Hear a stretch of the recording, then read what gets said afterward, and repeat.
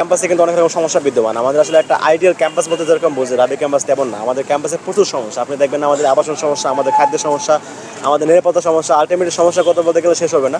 তো এই জায়গাগুলো অ্যাড্রেস করার জন্য আমার কাছে মনে হচ্ছে ডাকসু একটা চমৎকার প্ল্যাটফর্ম, যেখান থেকে নির্বাচিত প্রতিনিধিরা তারা চাইলে কিন্তু অনেকগুলো সমস্যা অ্যাড্রেস করতে পারে, প্রশাসনের সাথে কথাবার্তা বলে সমাধান করতে পারে। ওই জায়গা থেকে আমি ডাকসু করার ইচ্ছা। নির্দিষ্ট কোনো আইডিওলজি থাকতে হবে এরকম কোনো আসলে ব্যাপার না। আমার ক্যাম্পাসে আসার পর থেকে বা ক্যাম্পাসের আগে থেকে আমাদের সমস্ত পড়াশোনা, আমার রাজনৈতিক চিন্তাধারা, এগুলোর আলোকে মেনলি আমি পরিচালিত হচ্ছি। নির্দিষ্ট কোনো পার্সোনাল কারো আইডিওলজি ফলো করতেছি না। তো হলে আমি ফার্স্ট ইয়ার থেকে ক্যাম্পাস যখন থেকে আসি, তখন থেকে বিভিন্ন বিষয়ে কথাবার্তা বলি আর কি। তো যেই কাজগুলো আমি আগে করতাম, আমার ক্ষুদ্র সামর্থ্যে অনেক কিছু করতে পারতাম না। আমি মনে করি নির্বাচিত হলে আমি ওই কাজগুলো করার জন্য সুযোগ পেয়ে যাব, এবং আমার যেই সিলেক্টেড পদ, এই পদের থেকে যৌক্তিক যত ধরনের কাজ করা সম্ভব আমি সর্বোচ্চ সকল কাজগুলো আঞ্জাম করে দেওয়ার জন্য।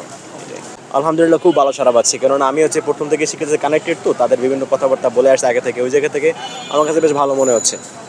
নির্বাচন পরিবেশ কেমন দেখছেন? আলহামদুলিল্লাহ এখনো পর্যন্ত ভালো আছে। শিক্ষার্থীরা বেশ উৎসমুখী পরিবেশে প্রার্থী এবং যারা হচ্ছে ভোটার প্রত্যেকের সাথে কথাবার্তা বলতেছে। আবার একটু গুঞ্জন পাওয়া যাচ্ছে ডাকসু বাঞ্চানোর জন্য একটা পক্ষ চেষ্টা করতেছে। আশা করি সফল হবে না, কারণ শিক্ষার্থীরা সচেতন এবং প্রশাসন আন্তরিক।